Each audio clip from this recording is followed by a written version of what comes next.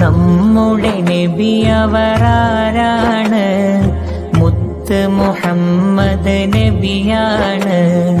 ഉമ്മ ആമിന ബിയാണ്. അബ്ദുള്ള ഉപ്പയുമാണ്. നമ്മുടെ നബി അവരാരാണ്? മുത്ത് മുഹമ്മദ് നബിയാണ്. ഉമ്മ ആമിന ബിയാണ്. അബ്ദുള്ള ഉപ്പയുമാണ്.